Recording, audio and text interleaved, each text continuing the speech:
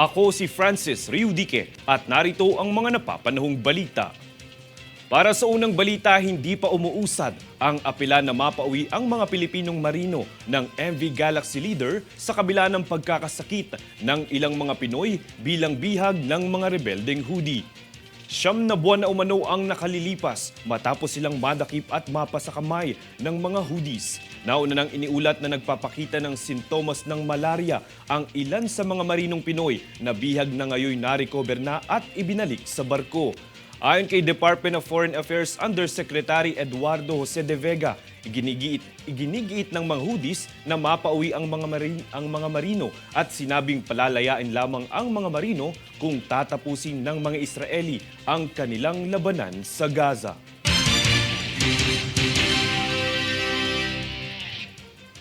Samantala, ilang linggo mula nang magsimula ang pagbubukas ng klase, nagpaalala ang Department of Education sa mga paaralan na pairalin ang no collection policy. Para sa detalye, narito ang aking ulat. Pinaalalahanan ng Department of Education ang mga paaralan na wala umanong bayad o kontribusyon ang dapat nahingin sa mga estudyante at guro. Ito ay umiiral sa pampubliko at pampribadong paaralan, pati na rin sa mga kolehiyo at universidad. Ito ay sa ilalim ng DepEd Memorandum No. 41 Series of 2024 na pagpapaalala ni DepEd Secretary Sani Angara na bawal ang pagbebenta ng tiket o paghingi ng kontribusyon. Sakop ng probisyon na ito ang sinumang tao sa anumang layunin o proyekto, maging voluntaryo man ito o hindi. Paglilinaw naman ng DepEd, hindi kabilang sa polisiya ang membership fee sa Red Cross, Girl Scout at Boy Scout of the Philippines. Hindi rin ito sakop ang mga kontribusyon ng mga magulang at donasyon ng mga stakeholders para sa suporta sa mga baryo high schools. Asahan umano ang mahigpit na implementasyon nito kung saan maaring patawan ng kaukulang multa o pagkabilanggo sa mga hindi susunod sa polisiyang ito. Francis Riudique, nag-uulat para sa One Media Network.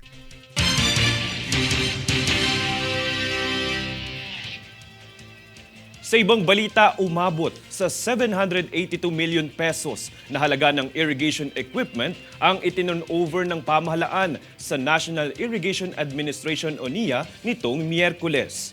Pinangunahan ito ni Pangulong Ferdinand Marcos Jr. na aniya ang kabuang 148 na irrigation equipment ay ipagkakaloob sa regional offices ng NIA. Ayon kay Marcos, ang nasabing turnover ay pagpapakita ng suporta sa sektor ng agrikultura. Inanunsyo din ng Pangulo na ang susunod na batch ng pagkakaloob ng mga nasabing equipment ay sa taong 2025 na nagkakahalaga naman ng 1 bilyong piso.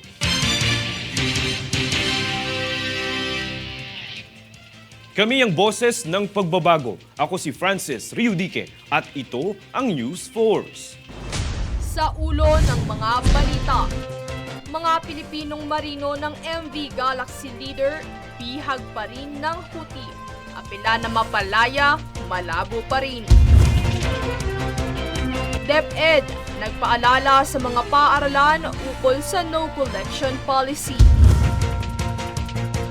Pag-uusig ukol sa Lucky South 999, sinagawa na sa Kongreso. PAP, muling pinagtibay ang dedikasyon sa international humanitarian law.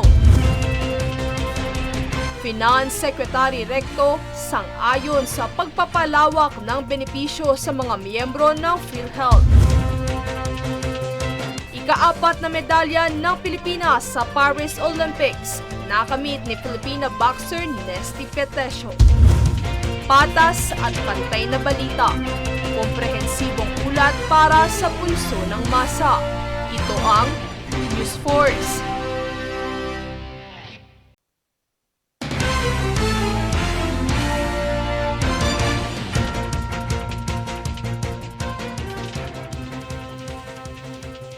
Ako si Francis Riudique at narito ang mga napapanahong balita. Muling pinaalalahan ng Philippine Ports Authority o PPA ang mga pasahero na huwag tangkilikin ng mga fixer sa pantalan dahil isa itong modus. Kaya't paalala nito sumunod sa tamang proseso ng transaksyon at huwag magpalinlang sa mga nanghihingi ng karagdagang bayad para sa umano'y mabilis na proseso. Pinaalalahanan din ito ang publiko na ipaalam agad sa mga kawani ng PPA at Port Police sakaling mayroong matuklasan na ganitong insidente.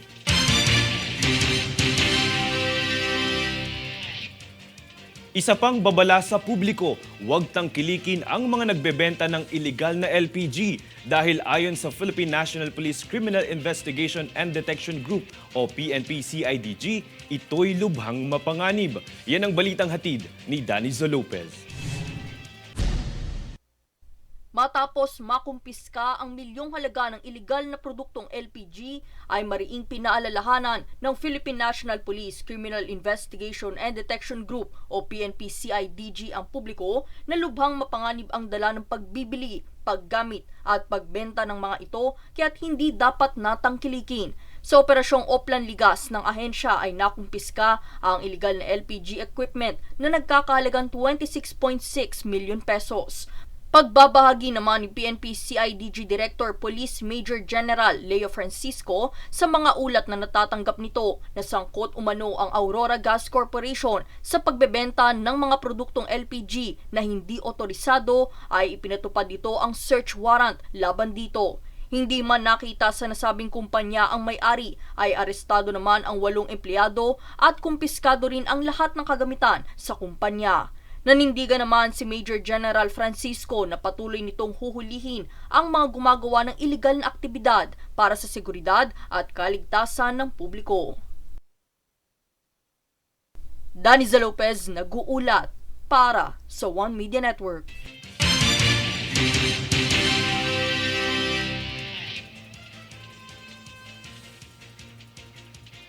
Samantala sa pakikipagtulungan ng sandatahang lakas ng Australia, Canada at United States of America ay nagsagawa ng Multilateral Maritime Cooperative Activity o MCA ang Armed Forces of the Philippines o AFP sa Western Command o WESCOM sa loob ng Exclusive Economic Zone ng bansa. Ang aktibidad na nagsimula mula noong ika-7 ng Agosto hanggang ngayong araw, ika-8 ng Agosto, ay nagtampok ng iba't ibang mga naval at air asset mula sa mga kalahok na bansa. Ayon sa AFP, layunin ng MCA ang mapahusay ang interoperability at kooperasyon sa pagitan ng mga kalahok na puwersa ng bawat bansa upang itaguyod ang internasyonal na seguridad sa karagatan at isulong ang isang payapa at bukas na Indo-Pacific.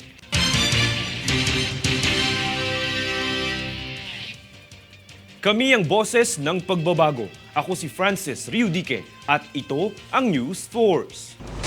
Sa ulo ng mga balita, mga Pilipinong marino ng MV Galaxy Leader, bihag pa rin ng Houthi. Apela na mapalaya, malabo pa rin. DepEd, nagpaalala sa mga paaralan ukol sa no collection policy. Pag-uusig ukol sa Lucky South 999, sinagawa na sa Kongreso. PAP, muling pinagtibay ang dedikasyon sa international humanitarian law. Finance Secretary Recto sang-ayon sa pagpapalawak ng benepisyo sa mga miyembro ng PhilHealth. Ika-4 na medalya ng Pilipinas sa Paris Olympics, nakamit ni Filipina boxer Nesty Petesio.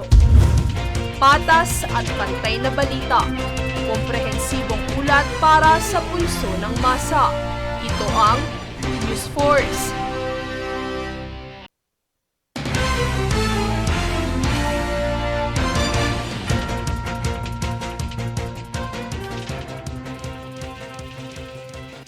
Ako si Francis Riudique at narito ang mga napapanahong balita. Itinanggi ng Scotiabank at Cayman National Bank na mayroong offshore account sa kanila ang akusadong si Commission on Elections COMELEC Chairman George Garcia. Ito ay matapos ang pagdawit ni Sagip Party List Representative Rodante Marcoleta sa pangalan ni COMELEC Chair Garcia na mayroon umanong offshore account. Naunang itinanggi ni Garcia na mayroon siyang offshore account at sinabing hindi pa siya nakakarating sa Cayman Islands na matatagpuan sa Caribbean. Tugon naman ng mga bangkong nadawit sa alegasyon, sinabi nito kay Garcia na upang makapagbukas ng account ang isang dayuhan, dapat umanong personal na pumunta kung saan nila balak magbukas ng account.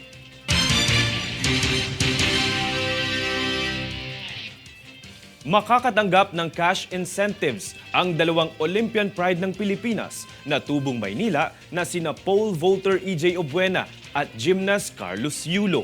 Ang detalye tunghayan sa ulat ni Princess Castro.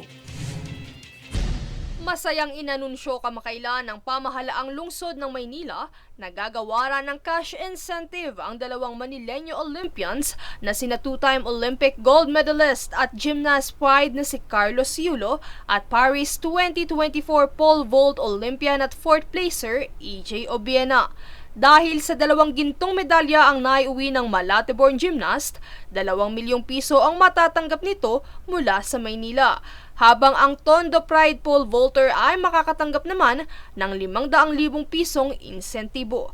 Ang insentibong ito sa mga Olympian ay layong bigyang pagkilala ang kanilang talento, dedikasyon at kontribusyon sa kani-kanilang disiplina sa larong pampalakasan. Lubos naman ay pinagmamalaki ng lungsod ang karangalang handog ni na Obiena at Yulo sa bansa na kapwa tubong Maynila.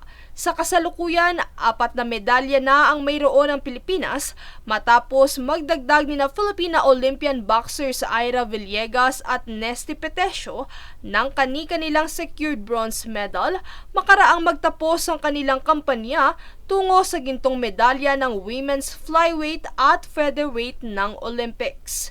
Princess Castro nag-uulat para sa One Media Network.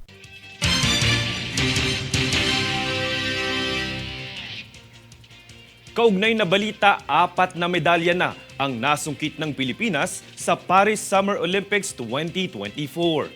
Ito ay matapos pagharian ni Polish boxer Julia Zeremeta sa split decision na 4-1 ang 57 kg women's featherweight semifinals, dahilan upang magsettle ang Filipina boxer pride na si Nesty Petesio sa bronze medal finish. Bagamat umiskor sa lahat ng 5 scorecards sa opener si Petesio, bigong mapanatili ng 32-year-old Olympian ang composure nito tungo sa gintong medalya.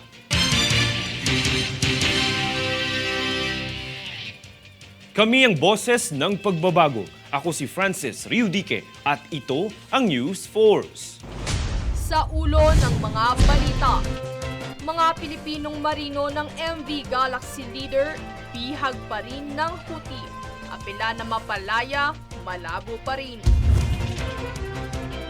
DepEd nagpaalala sa mga paaralan ukol sa no collection policy.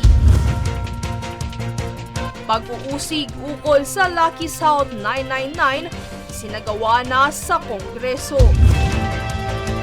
PAP muling pinagtibay ang dedikasyon sa international humanitarian law. Finance Secretary Recto sang-ayon sa pagpapalawak ng benepisyo sa mga miyembro ng PhilHealth. Ika-4 na medalya ng Pilipinas sa Paris Olympics nakamit ni Filipina boxer Nesty Petesio. Patas at pantay na balita. Komprehensibong ulat para sa pulso ng masa. Ito ang News Force.